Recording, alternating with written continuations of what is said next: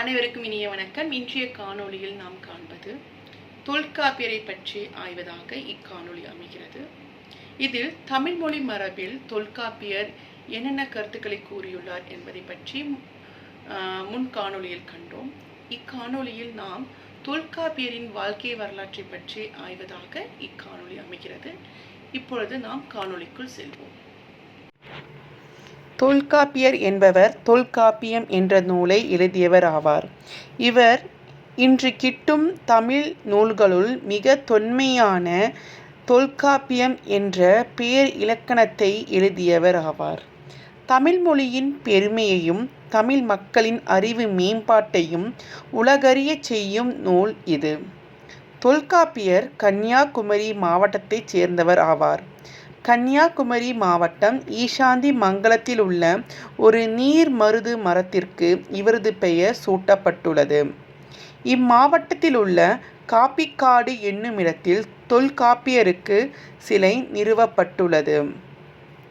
தொல்காப்பியத்தின் ஆசிரியர் தொல்காப்பியர் எனப்படுகிறார்.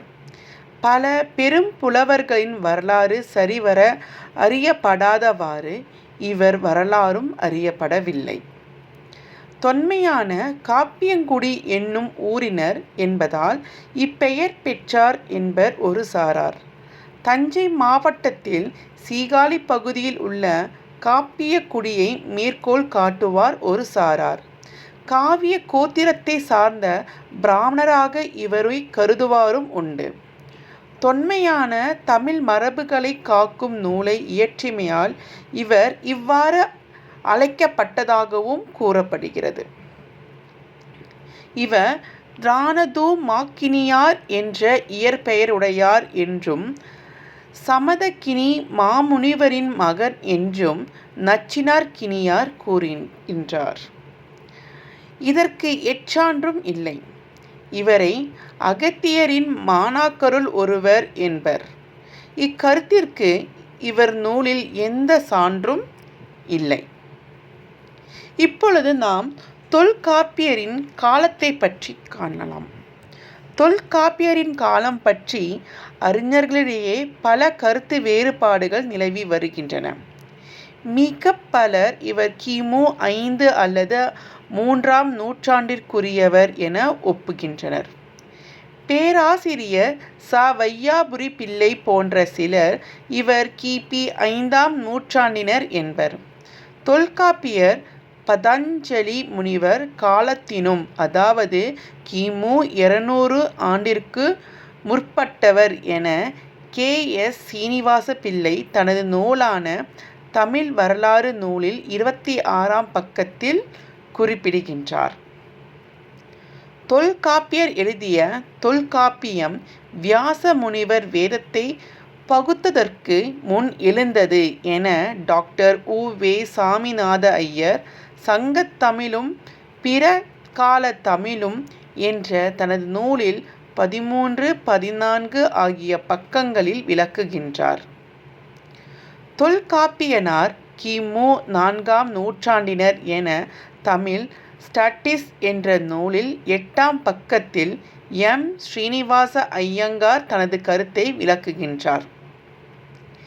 வேத காலமாகிய கிமு 1500ஆம் ஆண்டிற்கு முற்பட்டவர் தொல்காப்பியர் என மறைமலை அடிகளார் குறிப்பிடுகின்றார். தொல்காப்பியனார் கிமு 1500 ஆண்டுகளுக்கு பிற்பட்டவராதல் இயலாது என வித்வான் க. வெள்ளைவர்ணன் தன் தமிழ் இலக்கிய வரலாறு என்கின்ற தொல்காப்பியம் என்ற நூலில் 127ஆம் பக்கத்தில் குறிப்பிடுகின்றார். இறையனார் அகம்பொருள் நக்கீரனார் உரைப்படி தொல்காப்பியர் காலம் குறைந்தது கிமு 4200 தொடும் என்கிறது. இவையெல்லாம் தொல்காப்பியரின் காலத்தை பற்றி கூறக்கூடிய பதிவுகளாகும். இப்பொழுது தொல்காப்பியர் விருது பற்றி காணலாம். ஆண்டுதோறும் குடியரசுத் தலைவர் செம்மொழி தமிழ் விருதின் ஒரு பகுதியாக தொல்காப்பியர் விருது வழங்கப்படுகின்றது. இதற்கு மதிப்பு சான்றிதழ், நினைவு பரிசு, 5 லட்சம் ரூபாய் பரிசு தொகை ஆகியவை இவ்விருதினுள் அடங்கும். இந்த விருது ஒவ்வொரு இந்திய அறிஞருக்கும் உரியது. இத்தகைய தொல்காப்பியர் விருது பெறுவது மிகவும் சிறப்பிற்கு உரியது. இந்த காணொளி மூலம் தொல்காப்பியரை பற்றி அறிந்து கொண்டோம். அவரினுடைய இயற்பெயர், அவர் வாழ்ந்த காலம், தொல்காப்பிய விருது ஆகியவற்றை நாம் அறிந்து கொண்டோம்.